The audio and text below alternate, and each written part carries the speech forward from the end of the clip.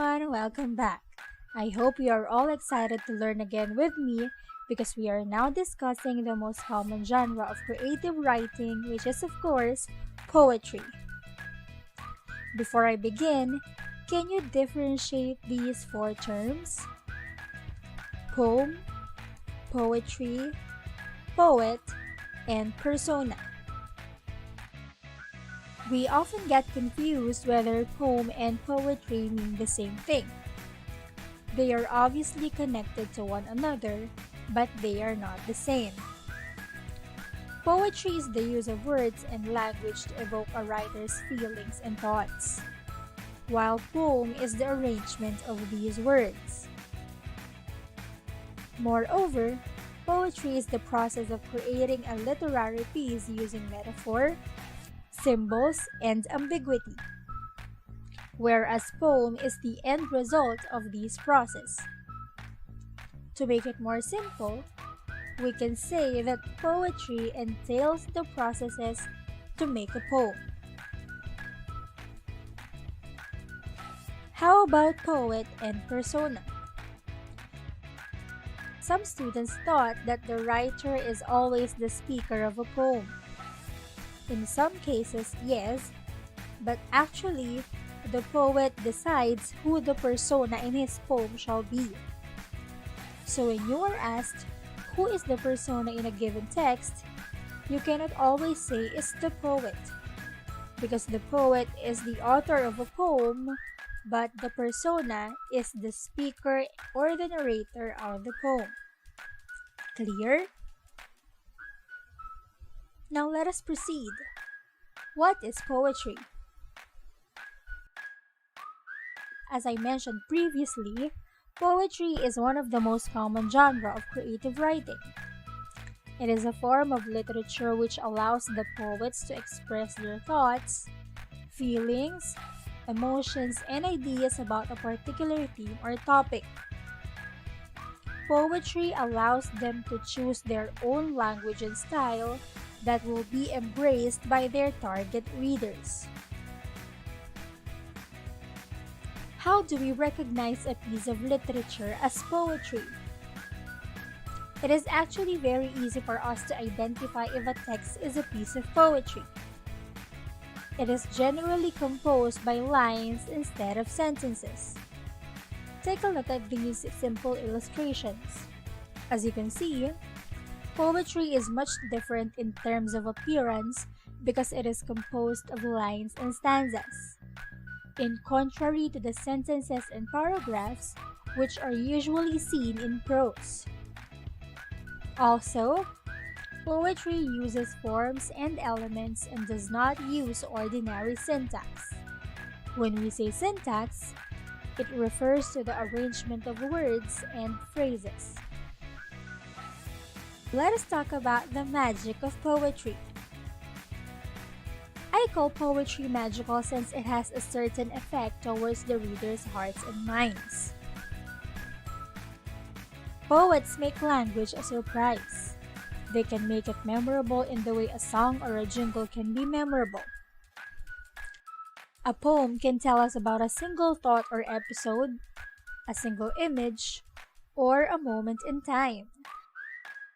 Just like how we remember those song lyrics we can relate to, or those times when you repeatedly play a song because it reminds you of something or someone.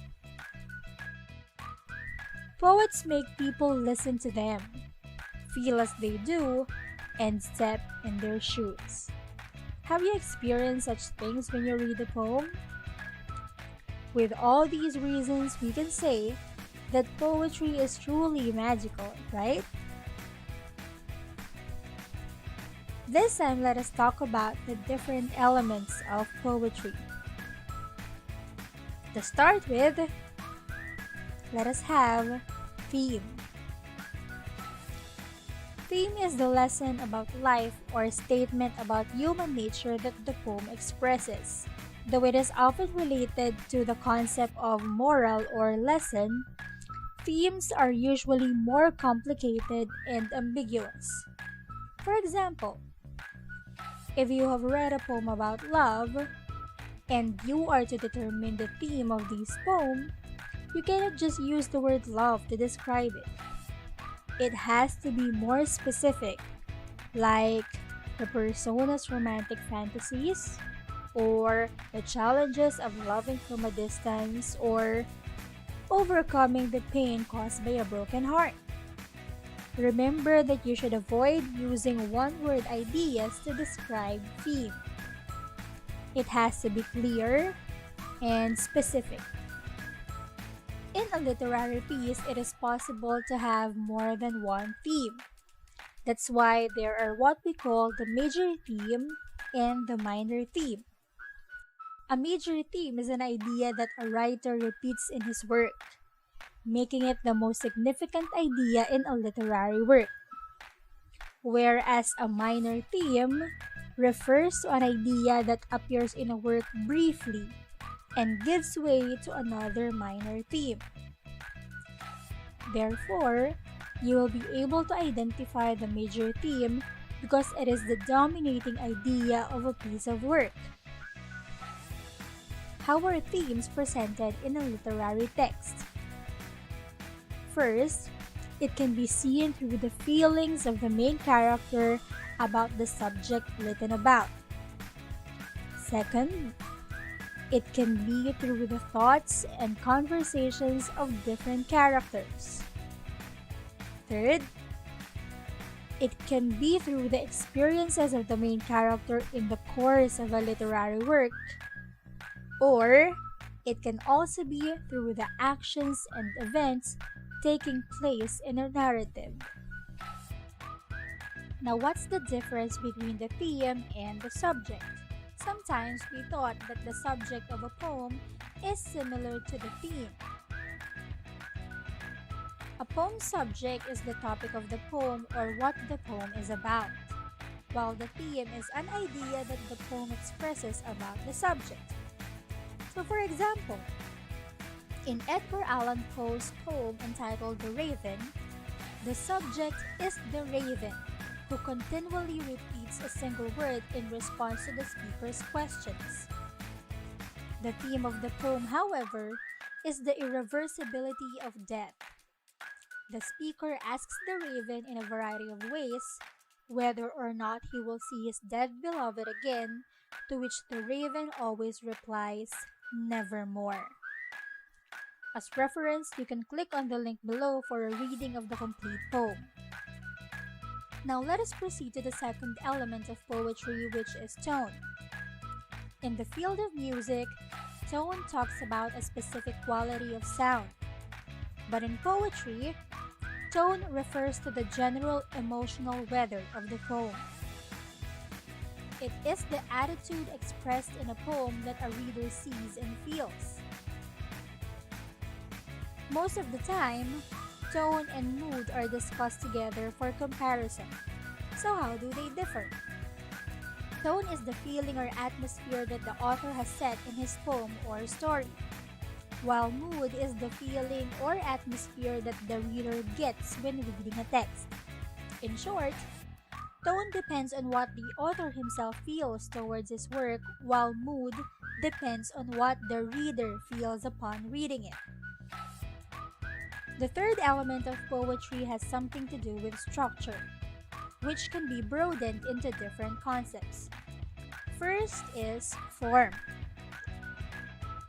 Form is the appearance of the words on the page of a reference. It may be different nowadays since layout artists may simply adjust and create the desired form of a poem. Take a look at these examples.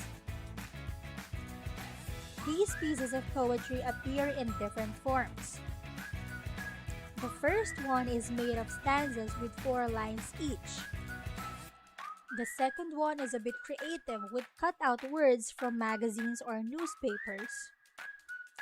The third one has stanzas with 2 lines each, and the last one is formed in a silhouette of a person. The form of poetry is based on the writer's style. Second one under structure is poetic line. As mentioned before, this is one of the most obvious distinguishing feature of poetry. Poetic lines is a group of words that form a single line of poetry. Take a look at the example below. The lines that you read in poems just like these ones are simply called poetic lines. Now how about stanza? Stanza is a section of a poem named for the number of lines it contains. Or to say it simply, stanza is a group of poetic lines. There are different types of stanzas depending on the number of lines they contain.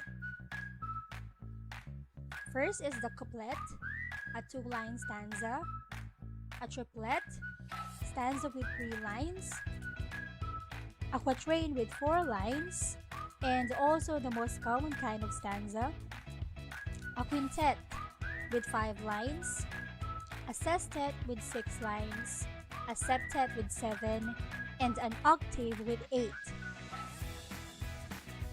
Now let us identify what kind of stanza is presented in these poems. The first poem, Before There Was You by Lang Leave, has 2 stanzas. The first stanza is composed of 5 lines. Therefore, it is a quintet. And the second stanza is composed of only 4 lines, which is a quatrain. How about this example? The poem is composed of 6 stanzas, and in each stanza, there are only 2 poetic lines. Therefore, these stanzas are called couplets. Another unique structure of poetry is enjambment. Enjambment happens when there is no written or natural pause at the end of poetic line, so that the word flow carries over to the next line. Enjambment affects the forms of the poem on a page. It can create a certain form relevant to a poem's content. See this example. Let there be new flowering in the fields, let the fields turn mellow for the men. Let the men keep tender through the time, let the time be rested from the war. Let the war be won, let the love be at the end. This poem is made of 9 lines. But if you are going to read it properly, it is just one continuous sentence. If it will be written according to the standard English syntax, it will look like this. Again, this is how enjambment is seen in poetry. A sentence is divided in 2 or more poetic lines. Also, please notice that punctuation marks and capitalization is not seen in the sample poem. This is because the general rules of capitalization and punctuation in poetry are not always followed. Instead, they are at the service of the poet's artistic vision. And the last one under structure is verse. Verse is a line in traditional poetry that is written in meter. There are 3 types of verse. First one is the traditional form, which are those poems with rhyme and with meter.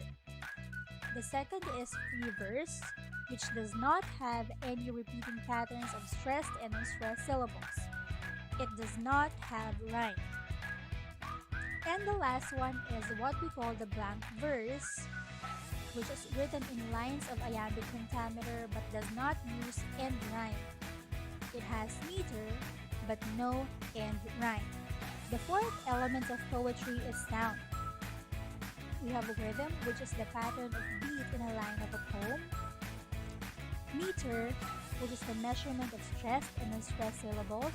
And foot, which is a unit of meter. These 3 things need further discussion, so I have prepared a separate video lesson to give focus on how to identify rhythmic patterns in poetry. For now, let us continue with rhyme. I know that you have been hearing this in your English lesson since you were young. Rhyme is simply the repetition of similar sounds within or at the end of poetic lines. Rhyme has 2 types, end rhyme and internal rhyme. End rhyme is what we are all familiar with.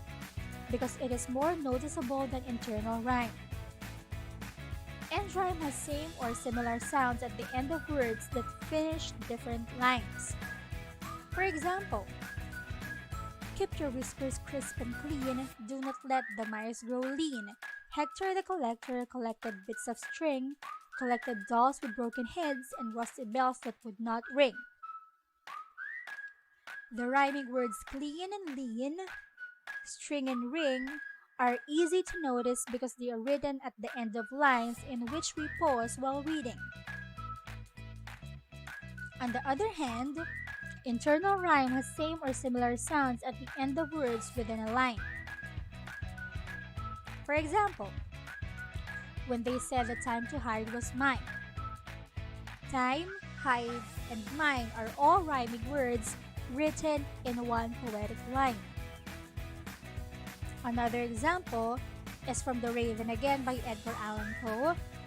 Once upon a midnight dreary, while I pondered weak and weary. The words weary and dreary are both written in one poetic line.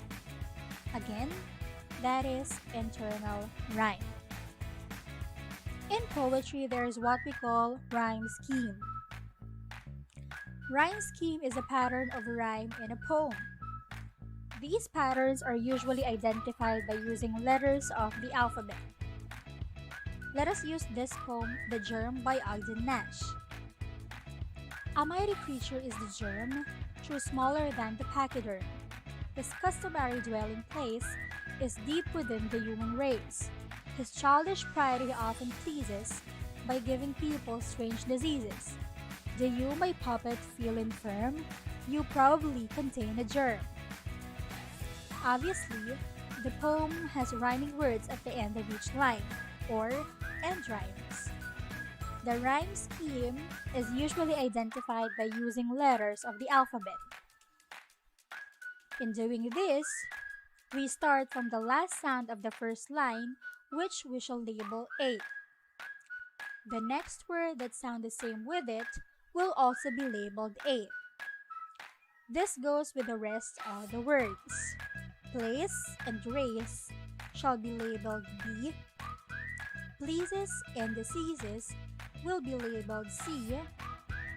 And infirm and germ will be labeled A, because infirm and germ are rhyming words that sound the same with the first word, which is germ, and the second word, pachyderm.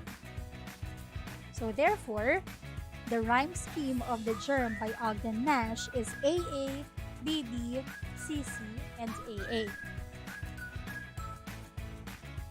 The last literary device that determines sound in poetry are called sound devices. These sound devices are a classification of figures of speech which focus on sound. The first one is assonance. Assonance is the repetition of vowel sounds within words in a line. For example, I must confess that in my quest, I felt depressed and restless.